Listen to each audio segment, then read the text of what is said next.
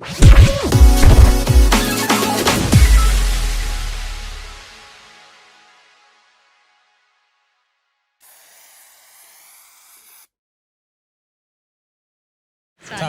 to a special episode of the Incrementalist here at ViVE 2023. Thanks to Chime and DHI for inviting us to their theatre. I'm your host, Dr. Nick, and I'm delighted to introduce this one-hour program with my speakers and colleagues on this panel talking about equity. I am not going to do them the disservice of introducing them because I would mess all of the things up, and I think it's much better if you hear their personal story and a little bit about them before we get into the panel. So if I could, I'm going to ask you each to introduce yourself one by one. Okay. Hi, everyone. Sullivan Banjo. I lead life sciences research here at Advisory Board, which means a lot of the research for and about life science companies, which when it comes to health equity is not only an element of what they need to be doing differently to enable this, but also how they can contribute, partner with other stakeholders. Now, earlier you were saying we didn't give you enough fun facts, so my fun fact for the audience, and we can take guesses at the end for where we were born, is we were born in the same country. So whoever wins or guesses what that is, you they get a free annual subscription to no, you're not. I was going to say another notebook, but we can talk about that too. So guesses after the recording for where we were both born. Wow. There's going to be some heavy texting in the background just to make sure that the right people win, right? Yeah. Hi, I'm Darby Sullivan. I'm the Director of Health Equity Research at Advisory Board, so I've worked with Solomon and Ty for many years now. And my focus really spans the entire industry. So I have worked with both of them a lot in terms of how life sciences companies, how digital health companies, how provider organizations, health plans, et cetera, can make tangible change towards their health equity goals. The past year, we've been focused specifically on behavioral health from an equity perspective, and so I'm sure I'll bring that into the conversation today. I don't have a really fun fact for you.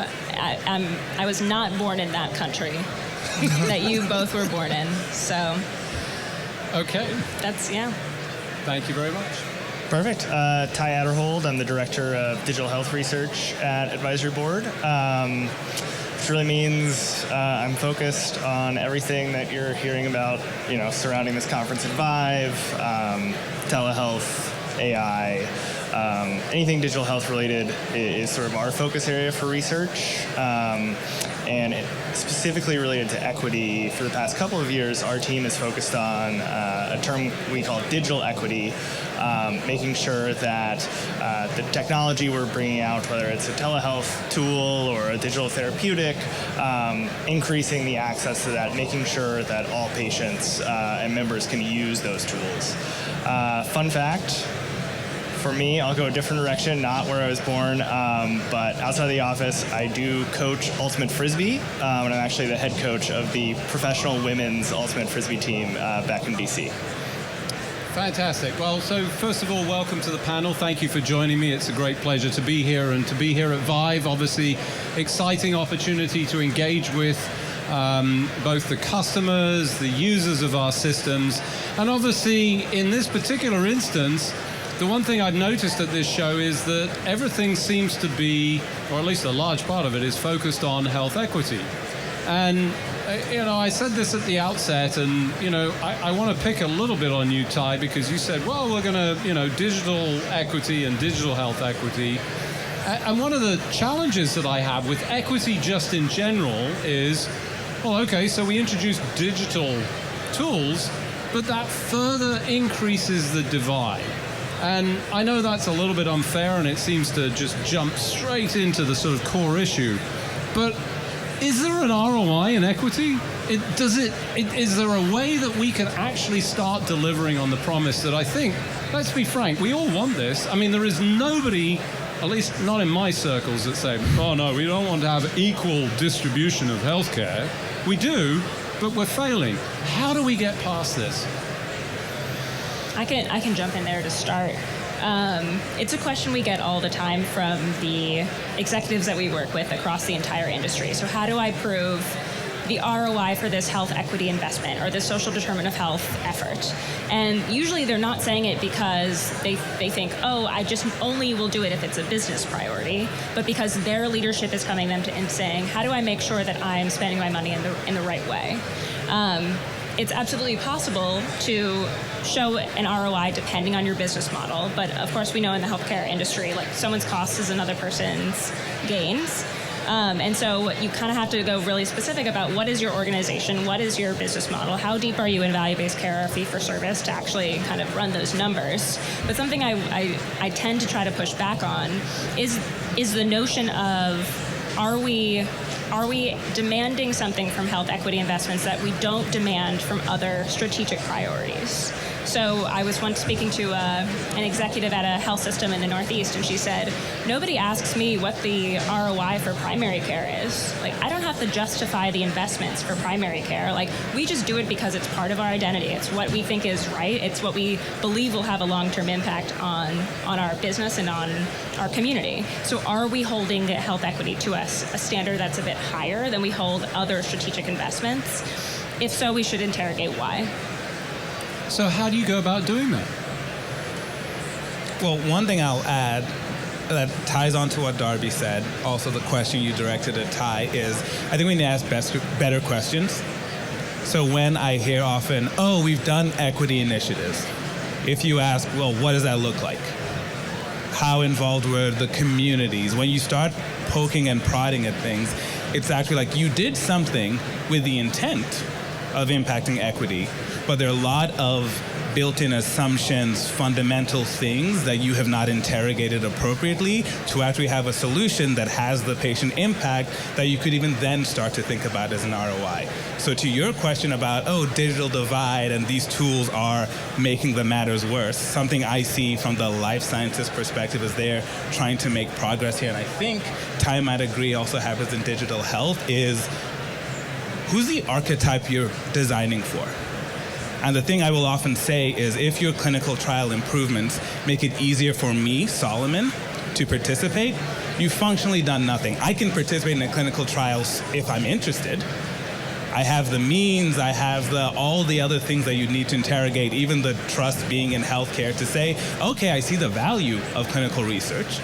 But who are those people that by having that many in-person visits, or when you think about the non-clinical exclusion criteria you build into a trial, an app, etc., that you're leaving by the wayside, not by chance, but actually by design decisions, whether conscious or not, you can't even get to seeing the meaningful impact and the ROI, if you will, if such a thing is the right question to ask.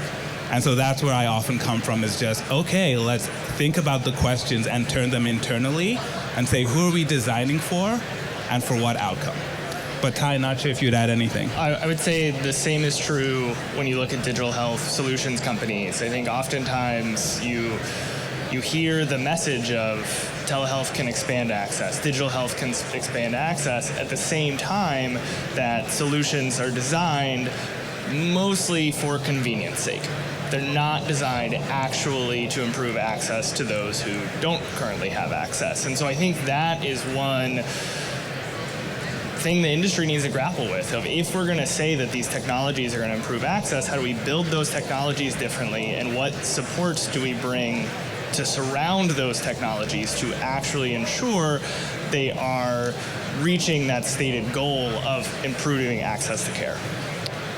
So as you think about the concept of digital enablement and the opportunity that potentially has to bring to improve access in some respects, I mean, we have a sort of core issue, core problem that starts even before that. If you think about the 20-odd million, or maybe it's 40 million people that don't even have internet access or don't have access to technology, and I'm talking a basic laptop or even a decent phone. Let's talk, smartphone as opposed to a flip phone.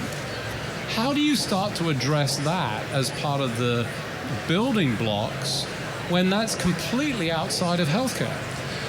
It's a great question. I think something we sort of have pushed out into the market is you need to start thinking about technology access as you do other social determinants of health. So think about it the same way you might think about housing access or food insecurity, and invest in similar ways as you would maybe to support someone who is food insecure.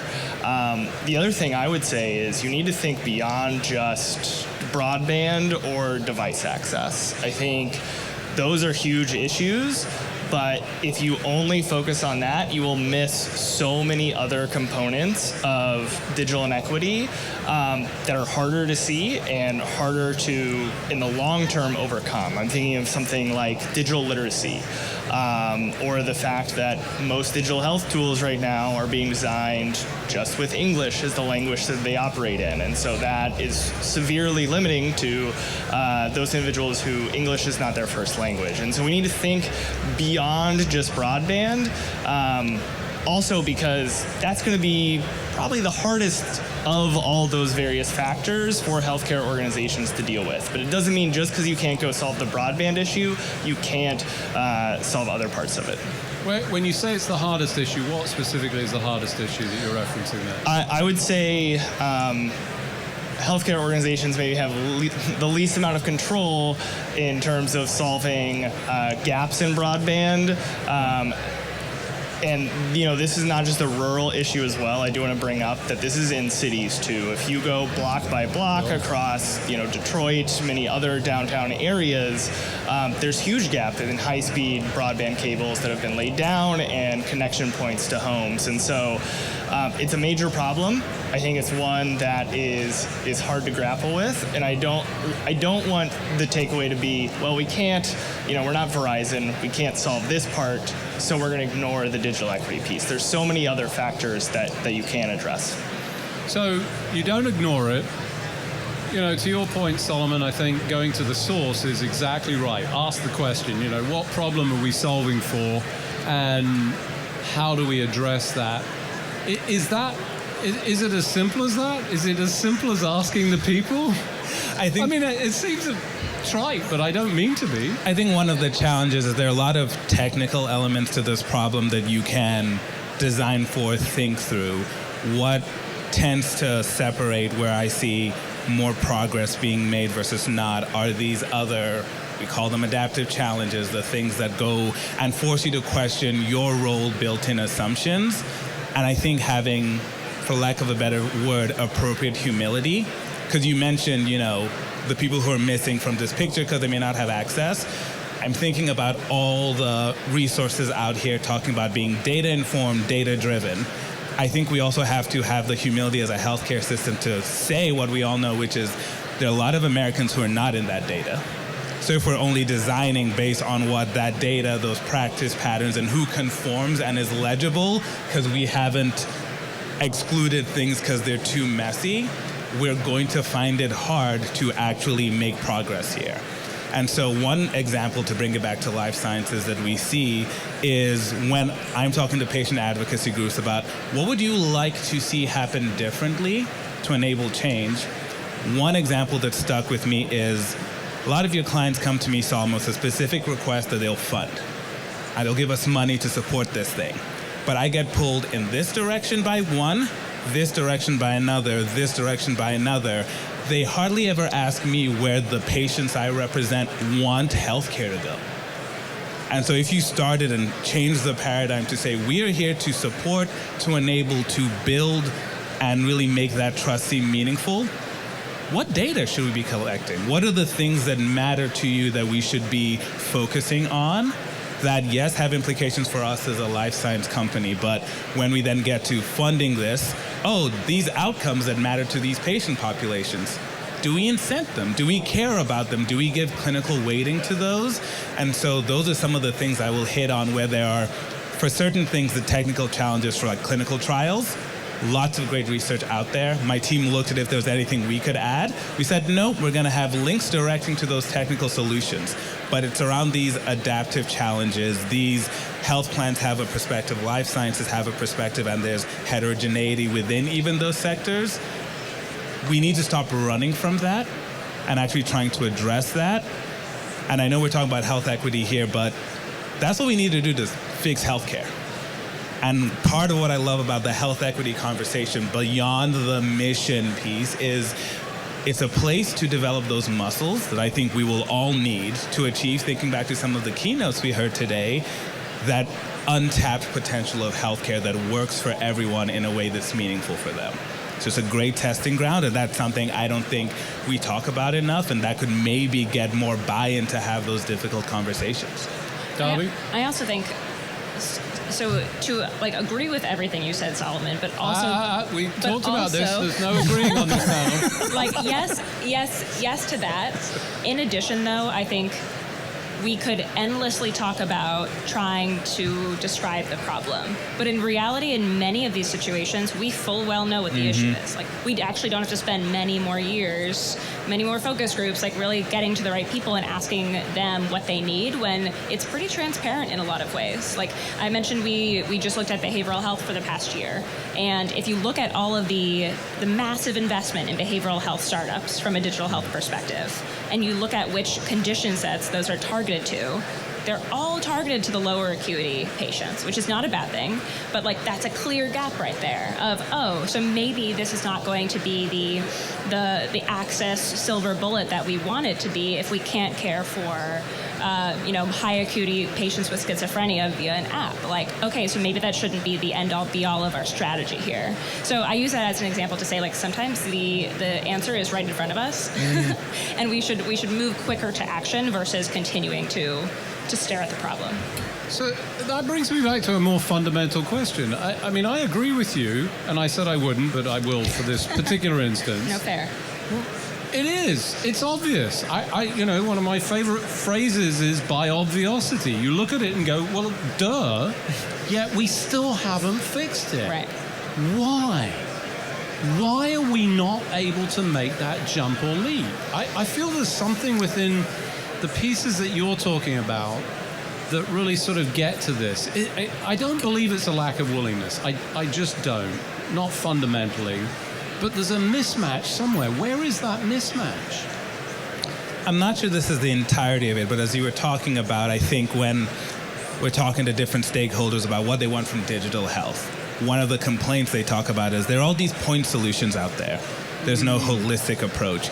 I think in healthcare, often we treat the human as point solutions.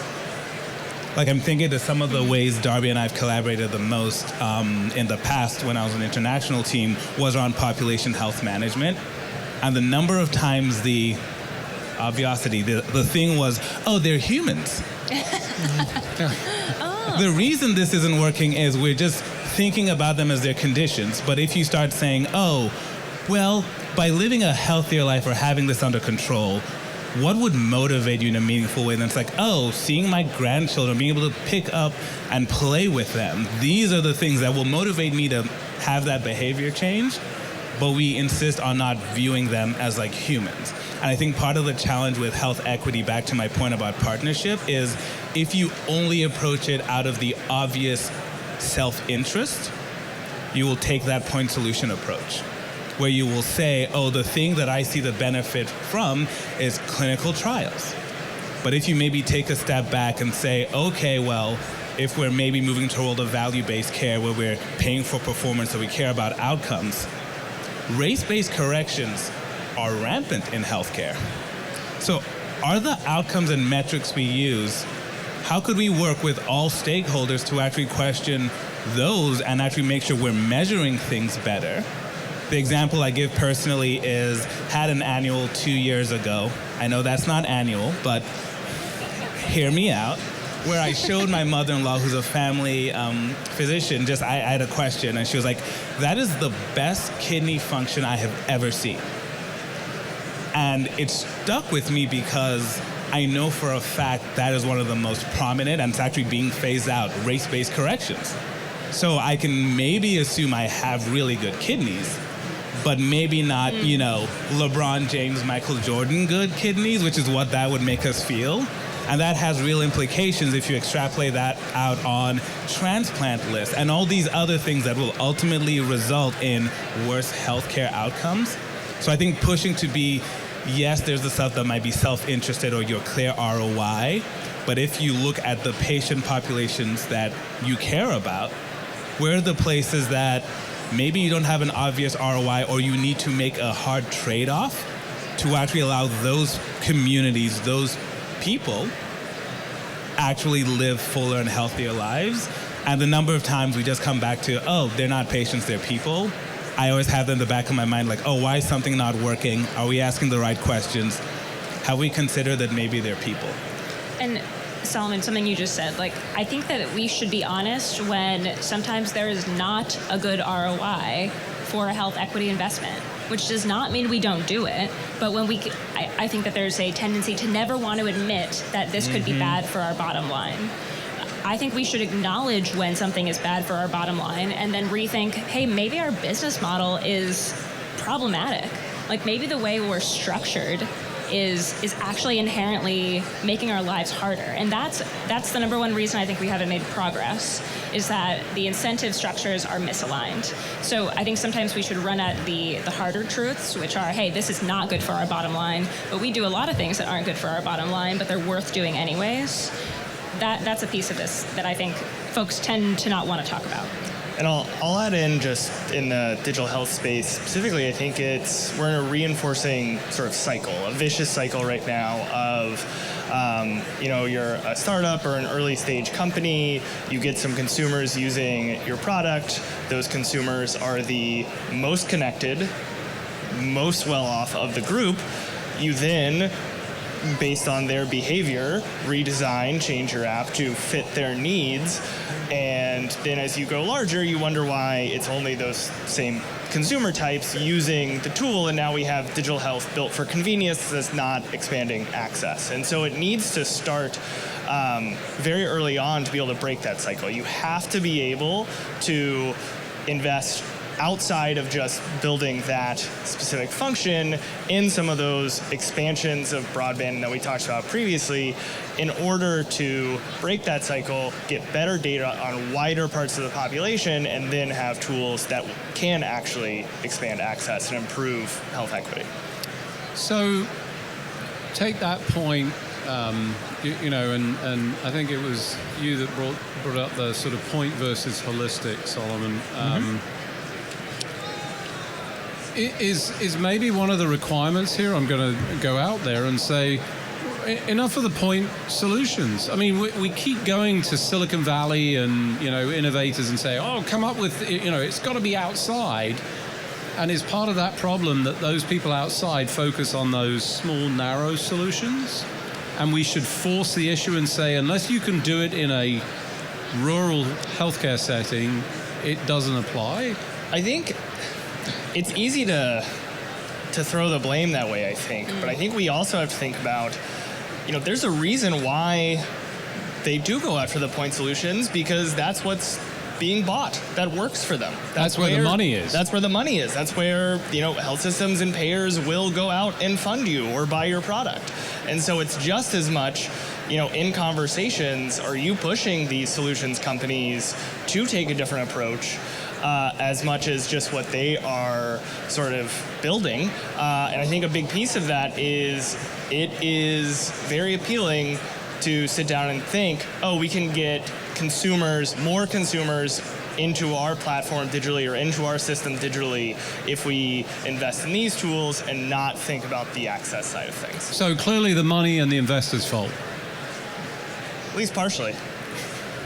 Okay, so a broader set of requirements. One of the things I certainly occurs to me as I'm listening to you about that sort of influence and at the level of the individual, this strikes me as behavioral change more than anything, because there's a lack of trust, huge amount missing, certainly in the populations that we're talking about, for a number of extraordinarily good reasons. How do we overcome that? You mentioned it a little bit, talking about the grandparents, reframing. And I saw this very effectively with flu shots. Saw a massive increase from 20% uptake of grandparents to somewhere north of 80%, all by simply changing, not protecting you, protecting your grandchildren. Is there some component to this that allows us to sort of find messaging and behavioral change that will improve the uptake so that we can see this rolled out in a better way? I'll take a first stab, and I'll actually connect it to your previous question as well, because part of my inherent reticence with the centralizing, not allowing that, is I don't know what the right approaches are. And so I think there's an element of allowing for innovation and creativity, asking the right questions, thinking about people appropriately that could be beneficial here. And so that is one of the ways, as you're talking about that, where I could see, well, what's the most effective way to approach that? I also think what you're hitting on that maybe Ty said more eloquently than I would, but I want to double down, is we need to recognize that we like to talk about inequity as if it's a bug of the system, not a feature of decisions we're making, either by what we're incenting, how we're thinking about things. There's a real reason, I know we're agreeing a lot on here.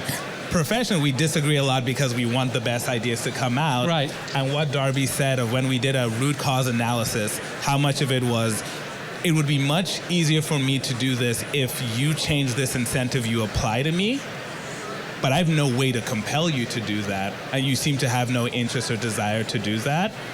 And so what has been interesting is seeing people getting more creative, or even saying, I think it's Blue Cross Blue Shield Massachusetts, saying, okay, well, we've known this problem for a long time. This is the first time we'll actually say we're going to hold money attached to it.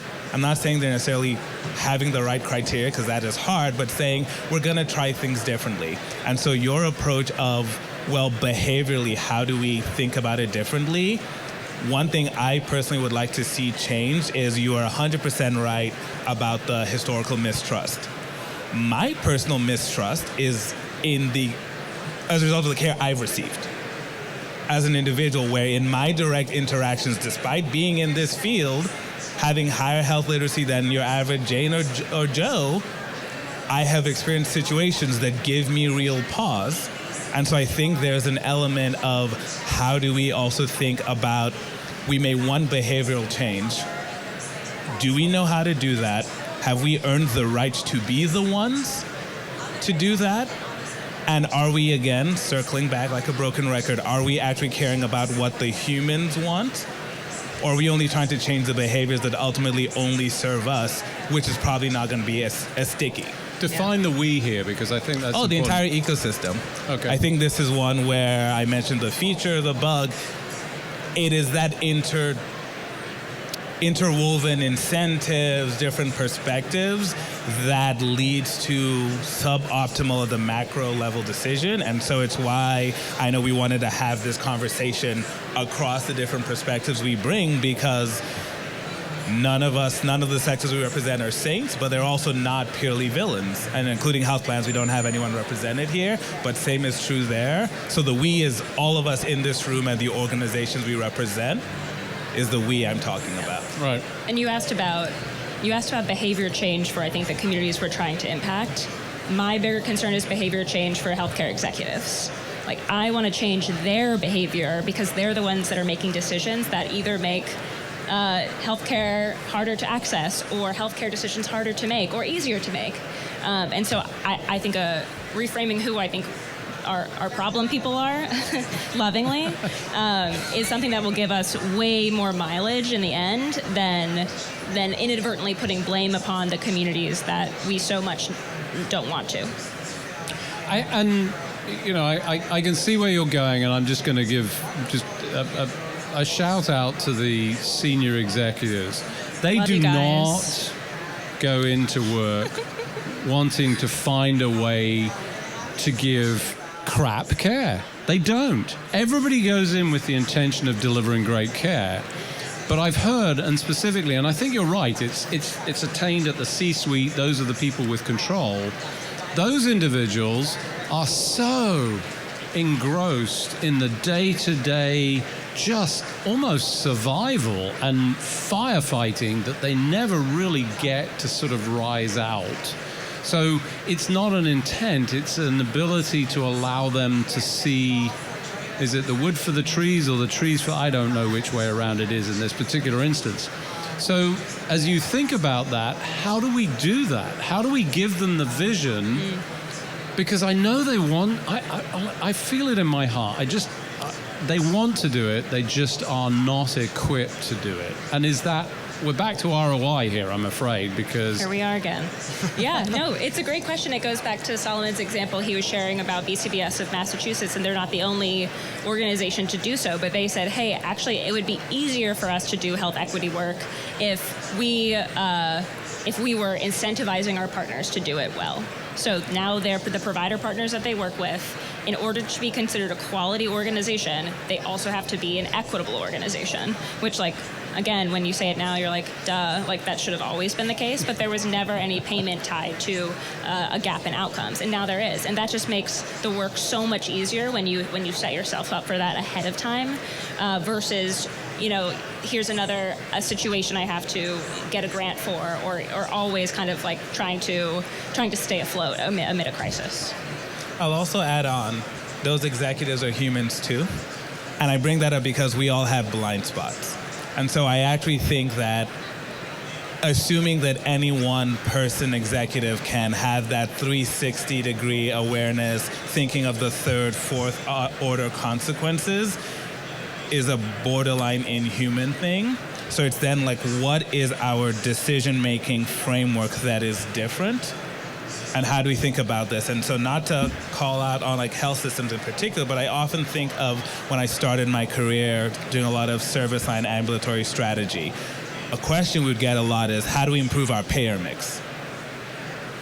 Made logical sense to me, how having better payer, the cross subsidy, like this is a thing you should care about. But what's that actually implying baked into there? Is there people, because we will not get favorable reimbursement for them, we need to design systems that maybe we're not actively setting them aside, but we're sure not dedicating resources to think about how we can better engage them. And there have to be ways, it could be as simple about questions or looking around the room and saying, what perspectives don't we have that could potentially bring up something that would then give us a pause to think differently. And any sector, you'll have those equivalents of the payer mix of, this is a logical question going back to the incentives, but that actually if you interrogate it is going to lead you to, best case scenario, divert resources to specific groups who tend to already have a lot of resources, help. I can drive the 20, 30 minutes easily. I don't need another retail location near me. So what about those people, the AMC I live near, a massive catchment area. I've done ride-alongs where we're going an hour and a half, then hiking up to get that patient, and then we're doing it again. The implications of that where, yeah, maybe they have to go to the tertiary center, but that's just going to have a different outcome. And if we're not asking about the right questions or considering the implications, well, it's not great for our payer mix to have a standalone site there, and you see the coverage deserts, all of these other issues where those backbone fundamental institutions keep getting underfunded, they go out and the problem just compounds. So I would say, when you're making these decisions, what perspectives aren't there? And how might that change the conversation, the considerations that your business would make if you had different perspectives from community, from other backgrounds that might be like, wait, what does that actually mean? Well, what I hear you saying is that my community won't get these resources, but you're also showing me this data that's saying you care about this and you're doing these other things for my community. This doesn't make sense to me. And that, I'll just say that payer mix conversation hasn't gone away. It's just a consumer conversation now. When people say consumer, they're talking about a certain type of healthcare patient. And right. I promise you there are algorithms being built to help identify who are the ideal consumers that we want coming in, how do we appeal to them, and that is the focus. And you can both be a leader who is actively wants to solve the health equity challenge and talk about it, but if you're also considering tools like that or thinking about consumers in that way, you might be unintentionally undermining your own efforts because of these other financial incentives that you are making decisions based on. So You can't have a panel right now without mentioning ChatGPT if you want to be contextual. Just going to say.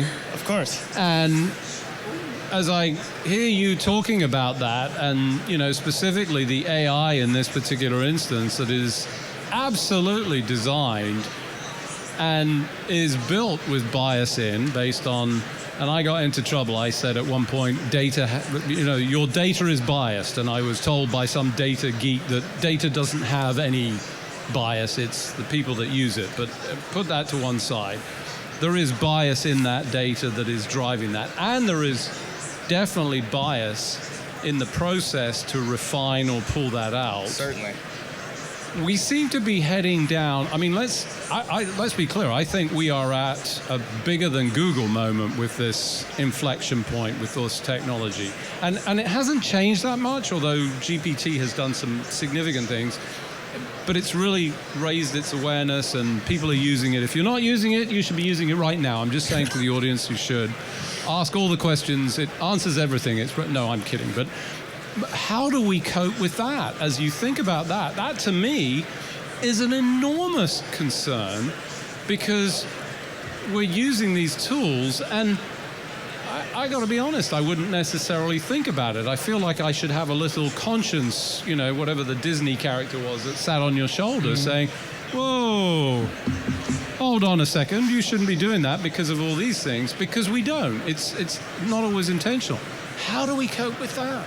Yeah, I mean, the immediate concern is that we are locking in the historical biases that have existed Right. in medical research in perpetuity going forward. If we start to build sort of the basis of these tools with generative AI and other AI applications now, when we know there is so much bias in the data we have in our historical medical practices, we're starting from a bad baseline. And it is going to be so hard to, once that is done, walk that back, figure out, make it better long term. So I think it's not going to happen, but I would say slow down. We have to slow down and make sure we are doing this in the right way. Have you met the people in Silicon Valley? Oh, I know. But can I add something in addition to the slow down?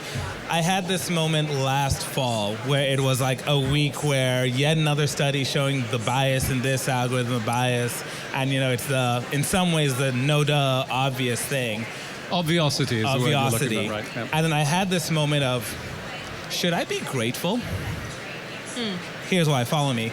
Because it has exposed, because it is magnifying what is happening in practice, it is just making it obvious what is happening in the data on which it was trained. So the example that came out, and to their credit, the study authors pointed this out, it had to do with, I think, a kidney function algorithm in the VA.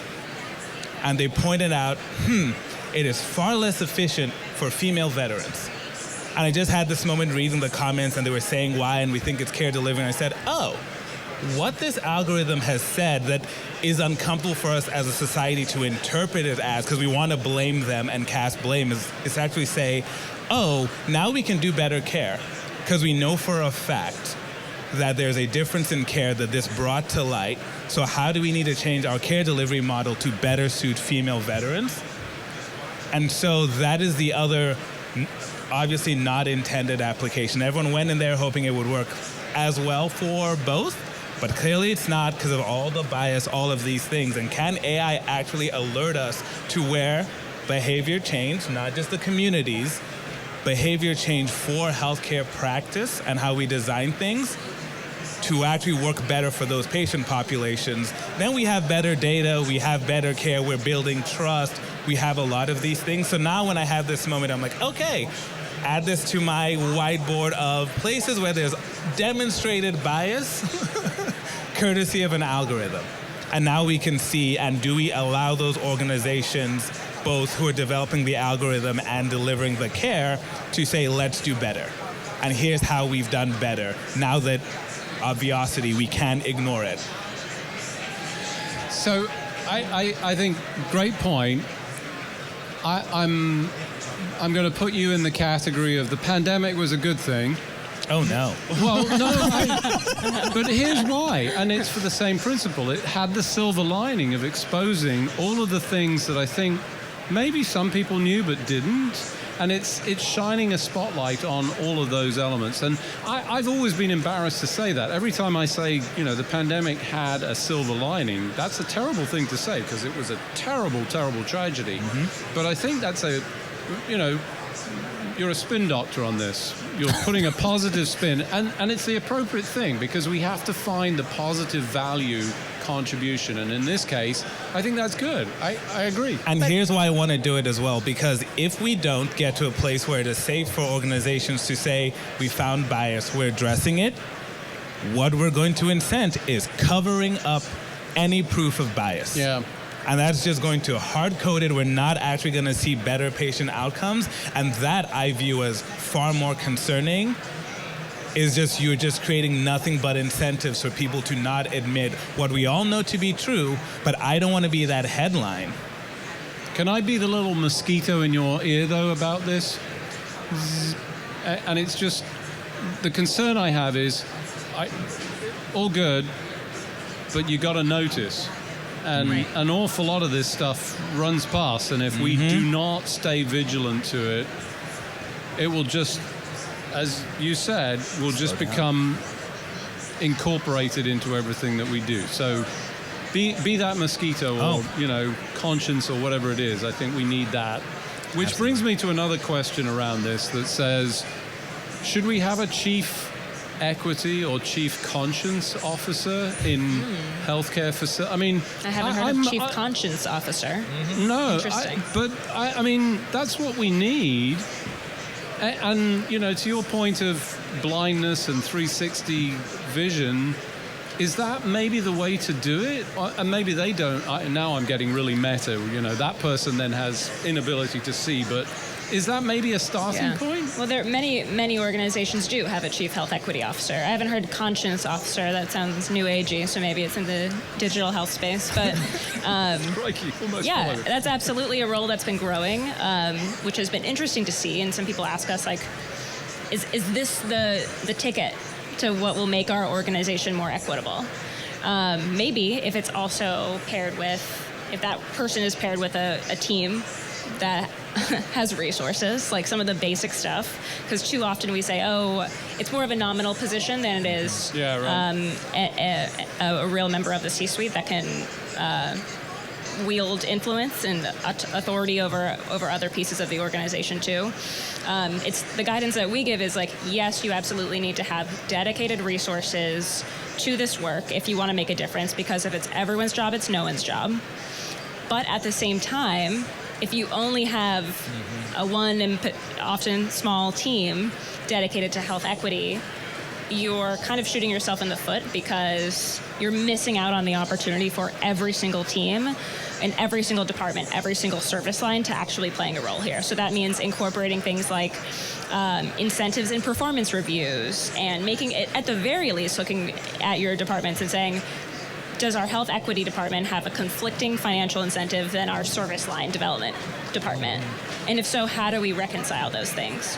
So it's less about what is my specific org chart and who's in my C-suite, and more about the investment across the organization. That's what we found. Stick a stake in the ground and say, roughly speaking, what kind of percentage do you think, of that in the health systems that you're aware of?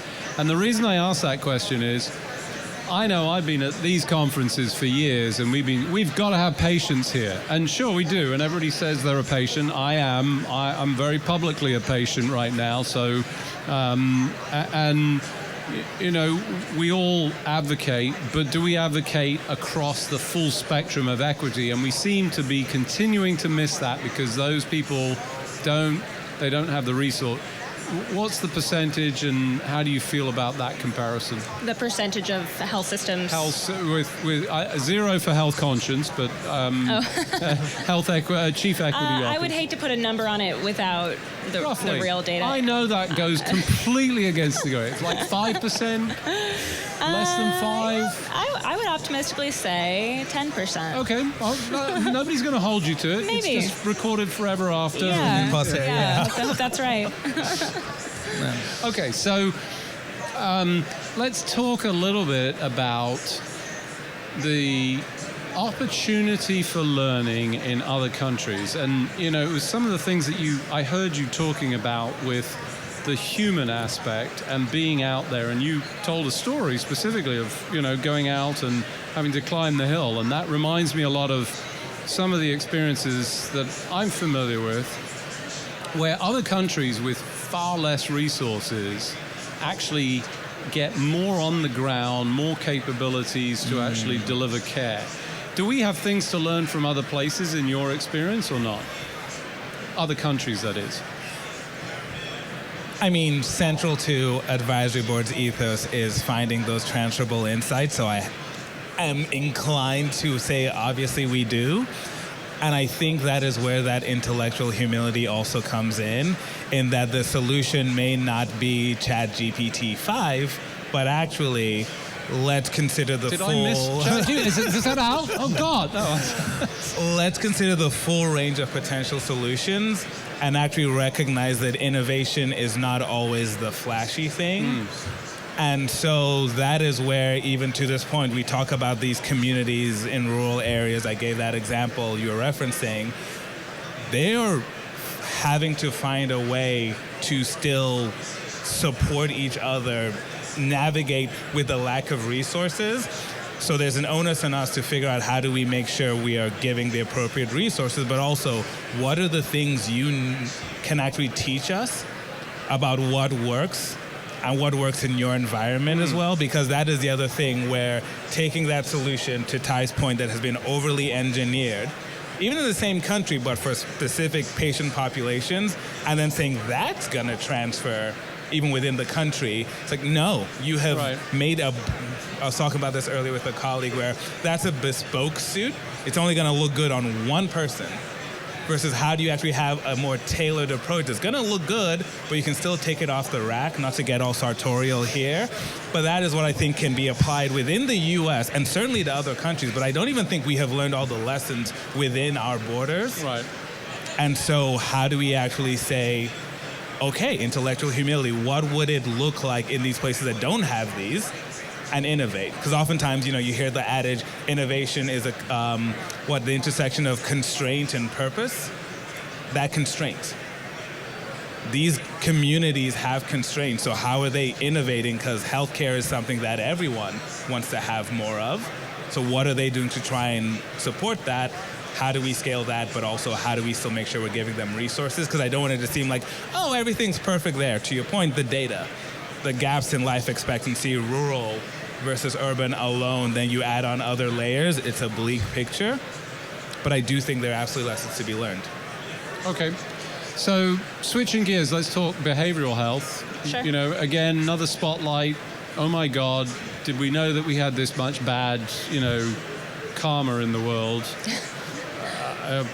I think we knew, but I don't think we knew it was as bad. It's definitely gotten worse. And disproportionately impacts. How are we addressing that? How do we go about addressing that? Big question. Luckily, I've spent the past year researching it. I only ask big questions. Something we found early in our research in behavioral health is that when you want to talk about equity in behavioral health, there's actually two levels. So I call it the meta inequity. I'm trying to get it to catch on, if you want to hashtag that. But there's, of course, the demographic disparities that we see across every other healthcare condition, what have you. Like, we know that. But there's also this inherent inequity and separation and siloing of behavioral health from the rest of physical healthcare that I think we also know too. But that means that no matter your identity, no matter your background, if you're a patient with a behavioral health condition, you're inherently going to have a worse experience and worse access and worse outcomes than your counterpart without one. So there's this sort of double level of dysfunction that we see in behavioral health care. It's similar to the broader conversations about health equity because though everyone wants it to get better, it's getting worse every day. And so we tried to figure out, okay, what is the advice we can give healthcare executives that go beyond a Band-Aid approach, yet another pilot program, something that might help 10 patients a year or a small patient population, but what would it actually take to restructure the healthcare system? Because I think right now there's a lot of promise, especially with digital health. Like I mentioned, this access at any cost. Like this could be the thing that helps us, but it not only will not nearly meet the full range of need because the tools aren't designed for all behavioral health patients, but it could only exacerbate existing problems of fragmentation across providers and health plans and real concerns around quality. Like I think if we think about the Cerebrals of the world that have gotten into hot water because they moved too quickly, too much too quickly.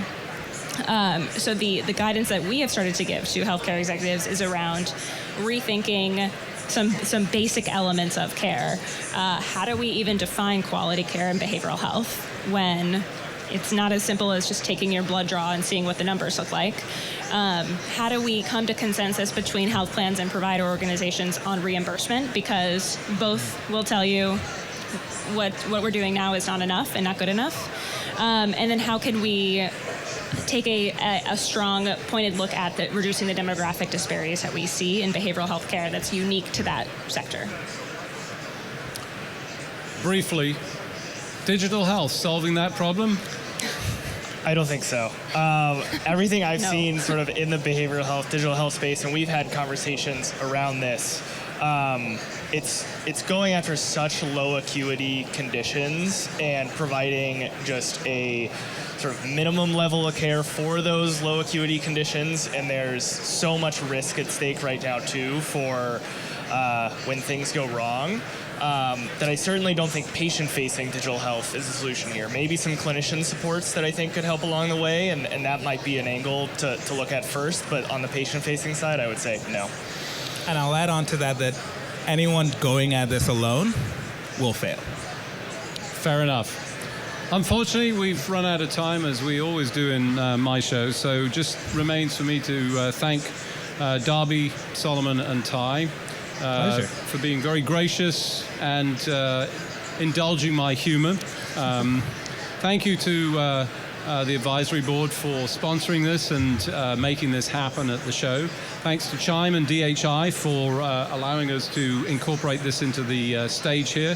Thank you to the audience who came, attended. We appreciate you. And to the audience out there live, online, good for you as well. We appreciate you out there. I'm Dr. Nick, I'm the Incrementalist, and I host a podcast called The Incrementalist. Thank you very much. Thank you.